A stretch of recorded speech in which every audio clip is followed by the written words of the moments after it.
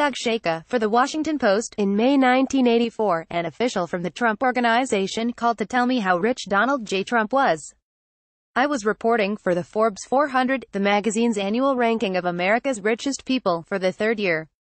In the previous edition, we'd valued Trump's holdings at $200 million, only one-fifth of what he claimed to own in our interviews.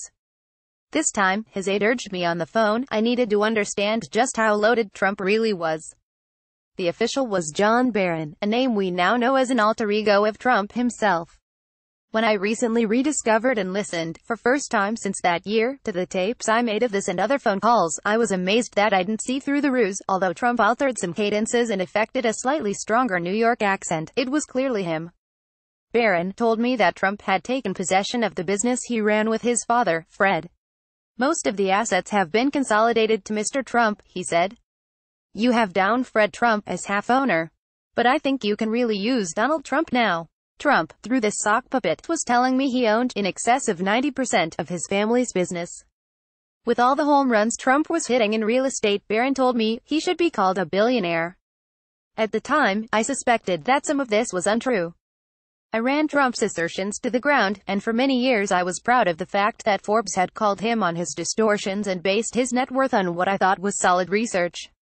But it took decades to unwind the elaborate farce Trump had enacted to project an image as one of the richest people in America. Nearly every assertion supporting that claim was untrue. Trump wasn't just poorer than he said he was. Over time, I have learned that he should not have been on the first 3 Forbes 400 lists at all. In our first ever list, in 1982, we included him at $100 million, but Trump was actually worth roughly $5 million, a paltry sum by the standards of his super-moneyed peers, as a spate of government reports and books showed only much later. The White House declined to comment for this story. The Trump Organization did not respond to a request for comment. I was a determined 25-year-old reporter, and I thought that, by reeling Trump back from some of his more outrageous claims, I'd done a public service and exposed the truth. But his confident deceptions were so big that they had an unexpected effect. Instead of believing that they were outright fabrications, my Forbes colleagues and I saw them simply as vain embellishments on the truth. We were so wrong. This was a model Trump would use for the rest of his career, telling a lie so cosmic that people believed that some kernel of it had to be real. The tactic landed him a place he hadn't earned on the Forbes list, and led to future accolades, press coverage and deals. It eventually paved a path toward the presidency. Malcolm Forbes came up with the idea of the Forbes 400 in 1981 and assigned me to spend a year traveling around the country and interviewing wealthy people and those who worked with them about one another. The most challenging sector was private real estate wealth. My grandfather had been an accountant to a number of major New York developers, so I had the advantage of knowing many of the players there. But the reporting was opaque because so few of the relevant financial documents were public. We relied disproportionately on what people told us. As the project progressed, other experienced reporters and editors joined what would become the most successful annual special issue in Forbes history. From the beginning, Trump was obsessed. The project could offer a clear, supposedly authoritative declaration of his status as a player, and while many of the super-rich wanted to keep their names off the ranking, Trump was desperate to scale it. When I first contacted him for the inaugural issue, Trump pulled out all the stops to convince me that he was the wealthiest real estate developer in New York. At an afternoon-long meeting in his cavernous Fifth Avenue office, he argued that his family was worth more than $900 million and deserved to be higher on our list than any of the far more accomplished developers, with names like Rose and Rudin, who had spent generations building top-tier housing in the Golden Borough of Manhattan.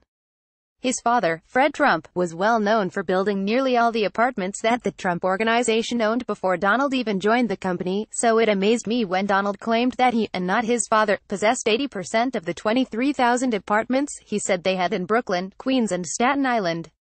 He added that these were almost debt-free and worth $40,000 each. I questioned his valuation. Trump shrugged and said, "Okay, then $20,000 each." That would mean his family was worth some $500 million, still atop our list for New York real estate tycoons. But that figure seemed high. I estimated the apartments to be worth about $9,000 each. They could not easily be converted to lucrative co-ops, and Trump had falsely described the location of the Queens buildings. He'd claimed they were in Forest Hills when, in fact, they were in the far less valuable Jamaica Estates neighborhood a few miles away.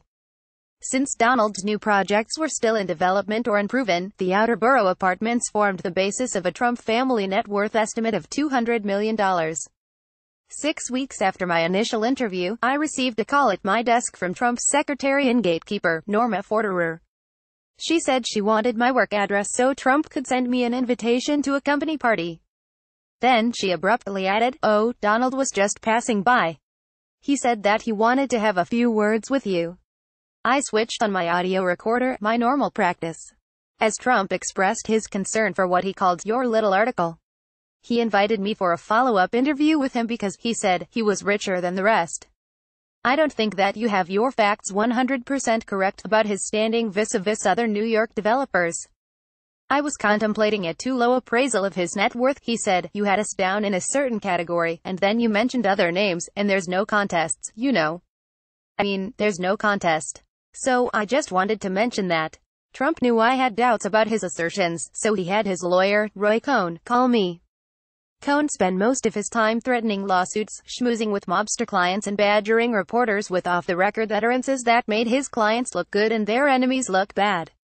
Cohn surprised me at my Forbes desk that summer. John Greenberg, a scrappy voice bellowed, before I could connect my tape recorder. I took notes by hand. Roy Cohn, you can't quote me, but Donnie tells me you're putting together this list of rich people. He says you've got him down for just $200 million. That's way too low, way too low. Listen, I'm Donnie's personal lawyer, but he said I could talk to you about this. I am sitting here looking at his current bank statement. It shows he's got more than $500 million in liquid assets, just cash.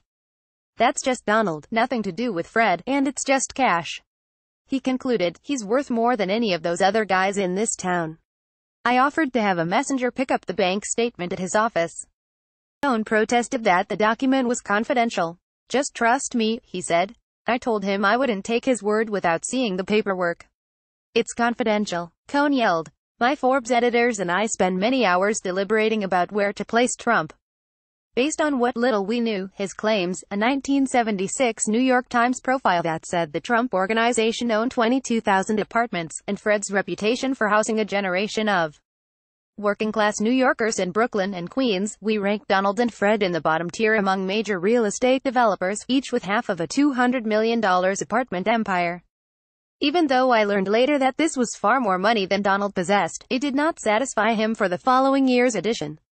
During his 1983 interview, Trump claimed that there were actually 25,000 apartments and that his net worth had ballooned because of the success of his new projects, Trump Tower and the Grand Hyatt Hotel on East 42nd Street, as well as a pending casino deal in Atlantic City. Then Cohn called again, this time to say Trump was worth more than $700 million. I recorded our chat. He opened with an outrageous claim that Trump had personally received $250 million from the recent sale of a 50% interest in his new project to build the Harrah's Casino in Atlantic City. A certain amount was cleared, say, around $100 million. Cohn said. But the balance was used by him to liquidate certain other things, which made his overall position very impregnable. Trump Tower has been going like a house of fire, and the profits on that are much higher than had been anticipated, and the same is true with Grand Hyatt. On top of which he's been in a series of private transactions, and he files with banks for between $700 to $750 million, as well as with Equitable Life Assurance, the company that financed Trump Tower, which backs him in all of his deals. Again, Cohn refused to show me a statement, but armed with misinformation about Trump's casino payout and claims about cash flow at other properties, I inflated his, and his father's, net worth to $200 million each. In retrospect, Fred Trump was probably worth half that amount, and Donald, once again, should not have been on the list at all. The next year I received 2 calls from John Barron, the fictitious Trump executive who told me that Donald had taken, in excess of 90%, ownership from Fred. He also suggested that Trump was on track to earn a $50 million profit every year from his first Atlantic City casino. And so, in 1984, we increased Donald's net worth estimate to $400 million and left Fred in it for his last year on the Forbes 400 at $200 million. Barron also badmouthed the competition, saying that developer George Klein had struck a bad deal to redevelop Times Square, a bid Trump had lost, and was going to go down the tubes. Although Trump, posing as Barron, asked Forbes to conduct the conversation off the record, I am publishing it here. I believe an intent to deceive, both with the made-up persona and the content of the call, released me from my good faith pledge. In a 1990 court case, Trump testified that he had used false names in phone calls to reporters. In 2016, when the Washington Post published a similar recording, Trump denied it was him. Fred Trump turned down my attempts to interview him for the Forbes 400. He allowed Donald to say whatever he wanted about the family's business. In the only major interview he gave after Donald seized the limelight, Fred told the New York Times in 1983 that, "Donald has a competitive spirit and I don't want to compete with him. ... He amazes me. He's gone way beyond me, absolutely." Eventually, nearly every one of Trump's pronouncements about his wealth unraveled. The number of apartments was the first problem. The commonly cited figure, that his family owned 25,000 units, began with a mention of 22,000 apartments in that fawning 1976 New York Times profile. In 1988, after I left Forbes, I counted the units, and found fewer than 8,000. I was working briefly on a documentary about Trump that was never completed. Another Forbes reporter that year, John Anderson, found the same thing. He called the Trump Residential Management Organization, he told me then, and asked an executive named Harry Green how many apartments the company owned. About 10,000. Green told him, meaning that our 1982 family valuation of $200 million should have been just $90 million below the cutoff at that time for inclusion on the list. A few minutes later, Green called Anderson back and corrected himself. Now there were 25,000 again. Another brazen claim was that Trump, not his father, owned the company's outer borough apartments, which his father built beginning in the 1930s. Based on what Trump said during our 1982 and 1983 interviews, I'd assumed that Donald and Fred each owned half, resisting the son's insistence that he had purchased 80% of the units or consolidated the holdings himself. Still, this comment went into the Forbes 400 records, and in 1985, after I left the project, Trump was estimated to be worth $600 million, and his father was off the list. It would be decades before I learned that Forbes had been conned. In the early 1980s, Trump had zero equity in his father's company. According to Fred's will, portions of which appeared in a lawsuit, the father retained legal ownership of his residential empire until his death in 1999, at which point he left it to be divided between his 4 surviving children and some of his grandchildren. That explains why, after Trump's companies went bankrupt in the early 1990s, he borrowed $30 million from his siblings, secured by an estimated $35 million share of his future inheritance, according to 3 sources in Tim O'Brien's 2005 biography, Trump Nation. He could have used his own assets as collateral if he'd had any worth that amount, but he didn't. The most revelatory document describing Trump's true net worth in the early 80s was a 1981 report from the New Jersey Casino Control Commission. O'Brien obtained a copy for his book. Trump had applied for an Atlantic City casino license, and regulators were able to review his tax returns and personal and corporate debt, giving them the most accurate picture of his finances. They found that he had an income of about $100,000 a year, while his 1979 tax returns showed a $3.4 million taxable loss. Trump's personal assets consisted of a $1 million trust fund that Fred Trump provided to each of his children and grandchildren, a few checking accounts with about $400,000 in them, and a 1977 Mercedes 450 SL. Nowhere did the report list an ownership stake in the Trump Organization's residential apartments. Trump also possessed a few parcels of valuable but highly leveraged real estate, financed with $22.5 million in debt, all of it secured by his father's assets. He did not own a safe deposit box or stocks in publicly traded companies. In sum, Trump was worth less than $5 million, not the $100 million that I reported in the first Forbes 400. During our first interview in 1982, Trump informed me that he had bought the Barbizon Plaza Hotel in the adjoining 110 Central Park West for just $13 million, a steal. While I was in Trump's office, a broker supposedly called to offer him $100 million for the property. Trump refused the offer while looking me in the eye. He pointed out that his net worth should include an equity boost of $87 million profit. I believed then that he used a staffer to stage the call, and I resisted the fictitious valuation. But the $13 million price tag for a valuable parcel was recorded in Forbes 400 files, and it soon showed up in other publications, such as New York Magazine. It remains on Wikipedia today. Yet tucked away on page 63 of the Casino Commission report was a section describing Trump's purchase of the property for $65 million, facilitated by a $50 million loan to Trump by Chase Manhattan Bank. As with many of his buildings, Trump's debt was far higher, and his true equity far lower, than he claimed. Roy Cohn had told me that Trump received $250 million from Holiday Inn for its half interest in the Atlantic City casino. But according to O'Brien, Trump's actual income from the deal was a construction and management fee, not profit, of about $24 million, while Holiday Inn financed the construction of the $220 million casino. Later attempts by Trump to paint himself as fantastically wealthy were also duplicitous. In 1989, Trump sent Forbes journalist Harry Seneca a statement of his $3.7 billion net worth. I have obtained the letter. It indicated $900 million in liquid assets. I am more liquid than any major developer in the United States, Trump wrote, inducing the magazine to increase Trump's listing from $1 billion in 1988 to $1.7 billion in 1989. But according to the New Jersey Casino Commission, which issued another report in 1991, by the end of 1990, Trump's entire cash position, in both his business and personal accounts, was just $19 million.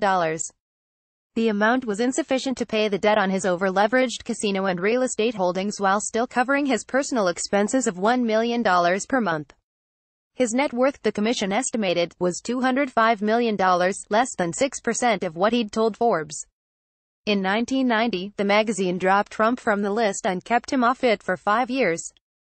Forbes declined to comment for this article, but its top editor, Randall Lane, interviewed then-candidate Trump for the Forbes 400 in 2015 and wrote about the magazine's long struggle to accurately assess his net worth in an article titled, Inside the Epic Fantasy That's Driven Donald Trump for 33 Years. Of the 1,538 tycoons who had been on the rich list through the years, Lane wrote, not one has been more fixated with his or her net worth estimate on a year-in, year-out basis than Donald J. Trump. I was a leading New York real estate reporter through the 1980s. I left the Forbes staff in 1983 but continued to freelance for the magazine while writing major investigative features as a contributing editor for the New Manhattan, Inc. magazine, as well as New York Avenue and New York City Business. I knew all the key players. I thought I had a handle on this material. But Trump was so competent in conning me that, until 35 years later, I did not know I'd been conned. Instead, I have gone through my career in national media with a misinformed sense of satisfaction that, as a perceptive young journalist, I called Trump on his lies and gave Forbes readers who used the rich list as a barometer of private wealth a more accurate picture of his finances than the one he was selling. The joke was on me, and everyone else. Trump's fabrications provided the basis for a vastly inflated wealth assessment for the Forbes 400 that would give him cachet for decades as a triumphant businessman. In truth, almost nobody had a clear picture of Trump's books. In 1990, Trump brought in Steve Ballmenbach as a new chief financial officer to respond to lender concerns about his crippling debt. When Ballmenbach began delving into the organization's finances, he got a surprise. The Washington Post's Michael Kranish and Mark Fisher write in Trump revealed their comprehensive 2016 biography. The small staff on the 26th floor of Trump Tower included 3 accountants. Each knew about pieces of the fraying empire, the casinos, for instance, or the condos. But no one knew the overall picture. There were no consolidated financial reports. In the absence of a functioning balance sheet, the list didn't just make Trump feel like a winner. According to O'Brien, it may have provided some of the documentation he needed to borrow reckless sums of money, vast loans that he used for years, to actually make him a winner. The more often Forbes mentioned him, the more credible Donald's claim to vast wealth became. O'Brien said, arguing that Trump and the list were mutually reinforcing, the more credible his claim to vast wealth became, the easier it was for him to get on the Forbes 400, which became the standard that other media, and apparently some of the country's biggest banks, used when judging Donald's riches. Trump returned to the rich list in 1996 with a reported net worth of $450 million and an editor's note that he claimed to be worth $2 billion. He never fell off it again. In his book, O'Brien criticized Forbes for rewarding Trump's fabrications, citing interviews with 3 people with direct knowledge of Donald's finances, who estimated his true net worth after debts to be somewhere between $150 million and $250 million. Trump, who had told O'Brien he was worth $6 billion, sued for libel, and lost. When he lost his appeal in 2011, a New Jersey appellate judge wrote the largest portion of Mr. Trump's fortune, according to three people who had direct knowledge of his holdings, apparently comes from his lucrative inheritance. These people estimated that Mr. Trump's wealth, presuming that it is not encumbered by heavy debt, may amount to about $200 million to $300 million. That is an enviably large sum of money by most people's standards, but far short of the billionaires club. The opacity persists. In 2016, Trump's presidential campaign put out a statement saying the candidate had a net worth in excess of $10 billion, but he has never released his tax returns, and he has said that the core Trump Organization asset is the ownership of his brand, an ineffable marketing claim that is impossible to substantiate or refute. Twitter, @journalist. Read more from Outlook and follow our updates on Facebook and Twitter.